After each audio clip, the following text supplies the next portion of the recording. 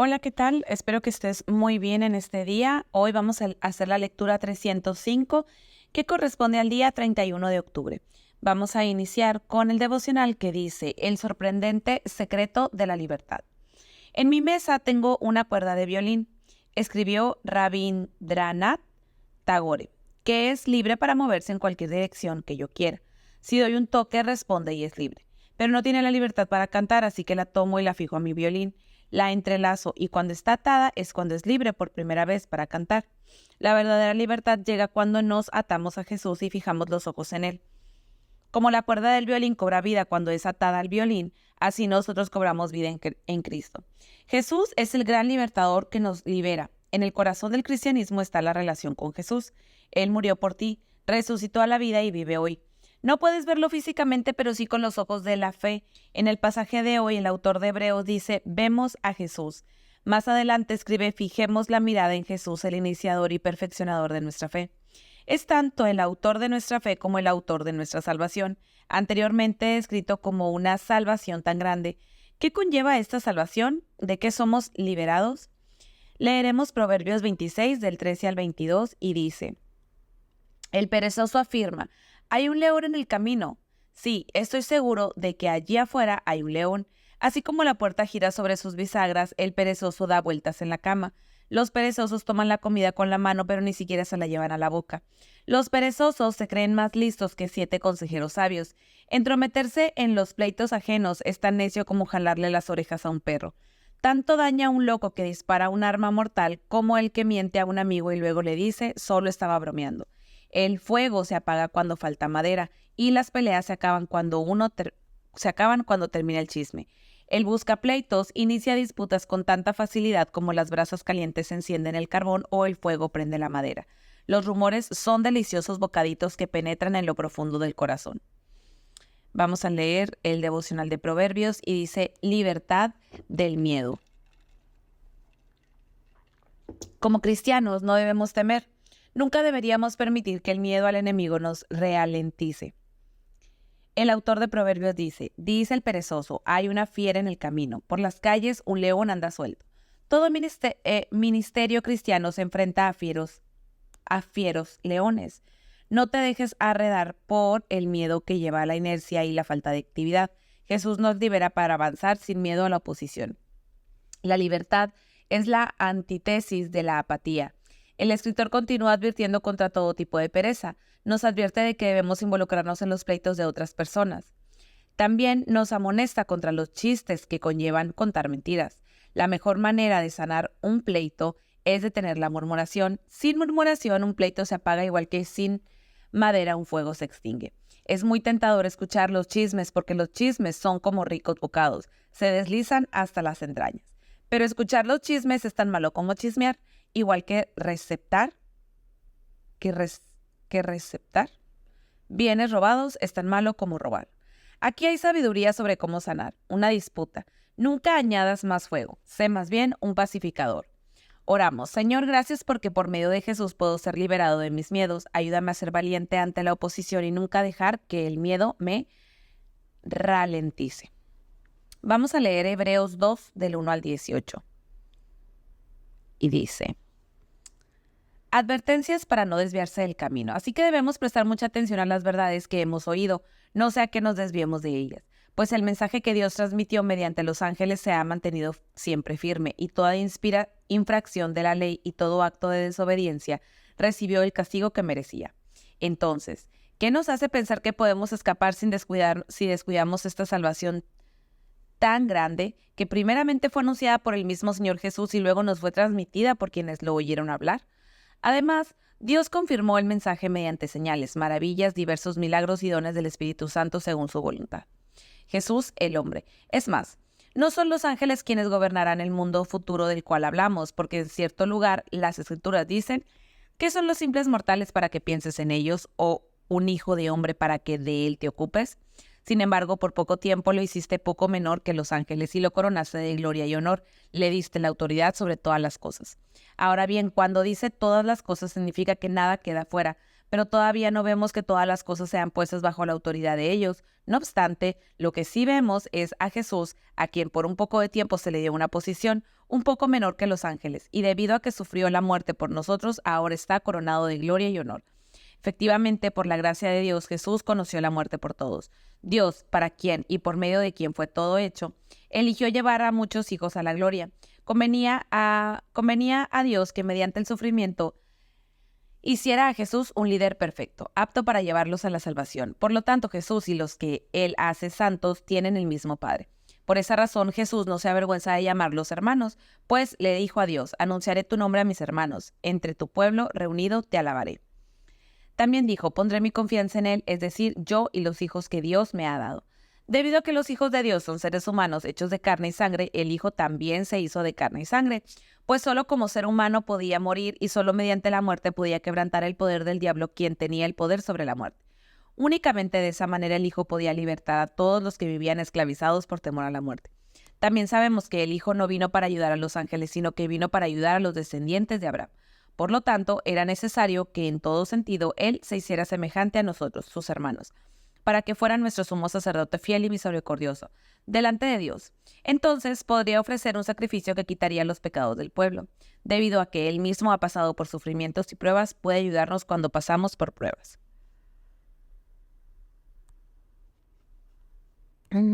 Vamos a leer el devocional de Hebreos.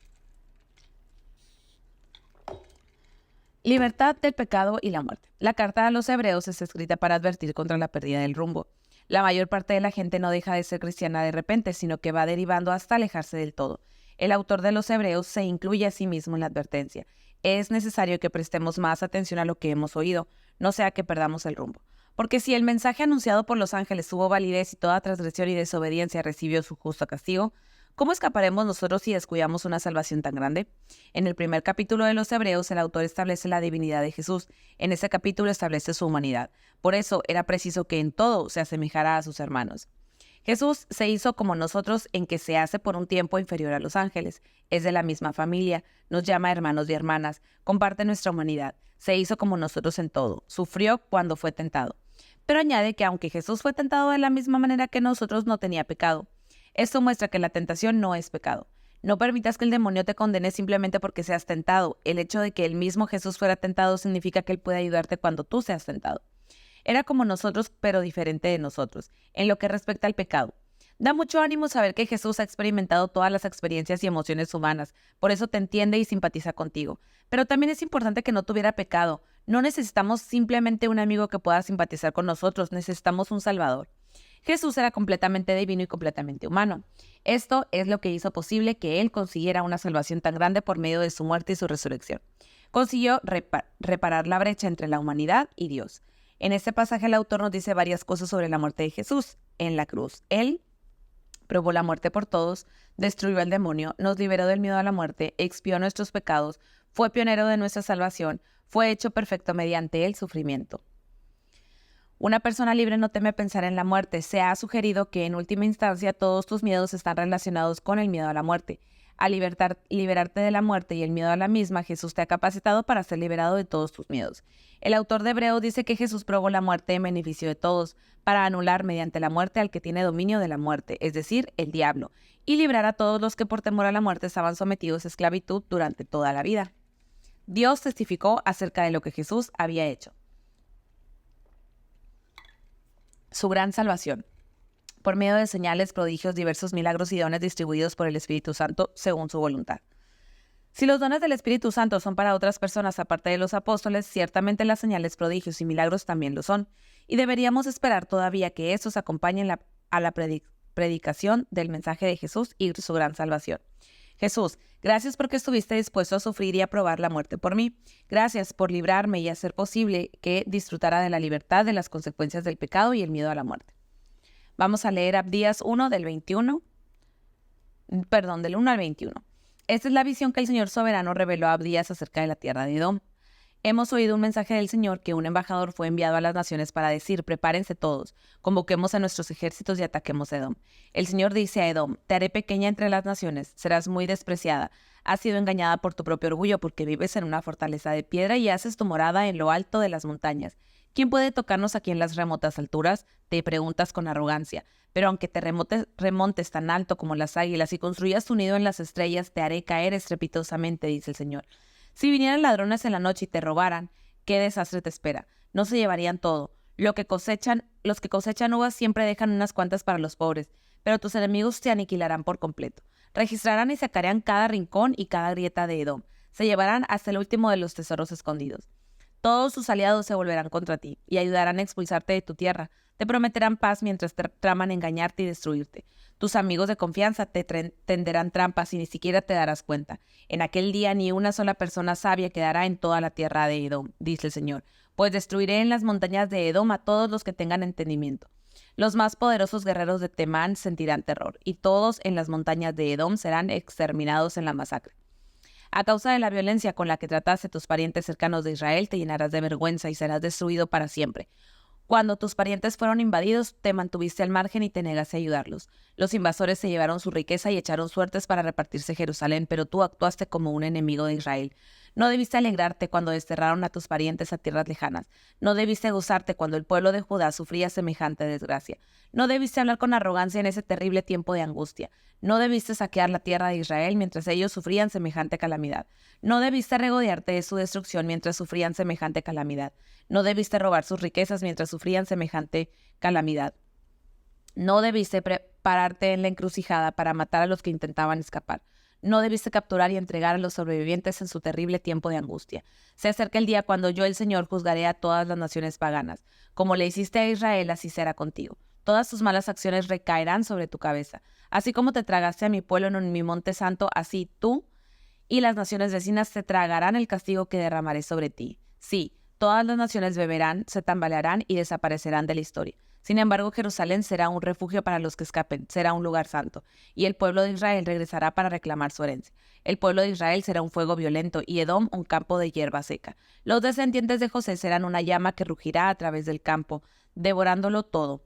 No quedará nadie con vida en Edom. Yo, el Señor, he hablado. Entonces mi pueblo que vive en el Negev ocupará las montañas de Edom. Los que viven en las colinas de Judá poseerán las llanuras de los filisteos y se apoderarán de los campos de Efraín y de Samaria, y el pueblo de Benjamín ocupará la tierra de Galaad.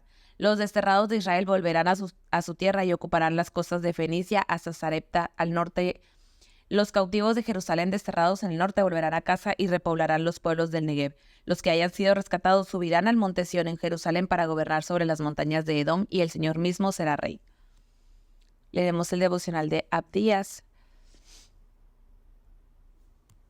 Dice, libertad de la injusticia. Vivimos en un mundo de terribles injusticias. Por tomar un ejemplo, ahora mismo hay 29.8 millones de personas sometidas a un trabajo forzado en el mundo entero. Unos 1.2 millones de niños son traficados cada año. Hay más gente bajo esclavitud hoy que en los 350 años de tráfico de esclavo transatlántico. El libro de Abdías promete que el mundo no será siempre así. Un día, cuando el reino de Dios venga en su plenitud, habrá justicia para todos. El nombre Abdías significa uno que sirve y adora a Yahvé. En ese libro, el más corto del Antiguo Testamento, Abdías, de quien no sabemos virtualmente nada, predice la caída de uno de los enemigos de Israel. El pueblo de Edom eran descendientes de Saúl, el gemelo de Jacob. Siempre se sintió que tenían un señorío real con el pueblo de Israel, pero con frecuencia eso se manifestó no tanto en la mutua asistencia, sino en recriminaciones hostiles y acusaciones de traición. Los dos pueblos vecinos, Israel y Edom, tenían una larga historia de rivalidad y guerras. El orgullo fue lo que hizo caer a Edom. Tu carácter soberbio te ha engañado. Como habitas en las hendiduras de los desfiladeros, en las alturas de tu morada, te dices a ti mismo, ¿quién podrá arrojarme a tierra? El orgullo es lo opuesto al amor. El amor no se engríe ni hace alarde. Abdías sugiere que cuando Jerusalén cayó ante el ejército babilónico en el 587 a.C., los edomitas no hicieron nada para ayudar e incluso pudieron aprovecharse del destino de Judá. Escribe, no debiste reírte de tu hermano en su mal día, en el día de su desgracia. Y prosigue, Edom, como hiciste, se te hará. Sobre tu cabeza recaerá tu merecido. Nunca debemos reírnos cuando cae un amigo, sino mostrarle la misma compasión que Dios nos ha mostrado. Abdías habla de la gran liberación que tendrá lugar en el día del Señor. Escribe, cercano es el día del Señor. En aquel día tendrá lugar la gran liberación. El remanente de los salvados en el monte de Sión se adentrará en las montañas de Esaú y gobernará justa y rectamente un gobierno que honrará al reino de Dios. Un día el pueblo de Dios asumirá los mandos del gobierno y administrará la justicia de Dios. Representarán el gobierno de Dios en el reino de Dios. Con la venida de Jesús, el reino de Dios ha irrumpido en la historia. Cuando Jesús regrese, veremos el reino de Dios en toda su plenitud. En aquel día todas las profecías de Abdías y los demás se cumplirán. Seremos liberados de toda injusticia. Señor, gracias porque un día la justicia vendrá para todos. Mientras, ayúdanos a luchar contra la injusticia allá donde la veamos. Pipa añade de Proverbios 26:20, sin leña se apaga el fuego, sin chismes se acaba el pleito. Cada vez que escuchemos un chisme tenemos una elección, echarle fuego o echar agua sobre él y extinguirlo. Gracias por escucharnos el día de hoy.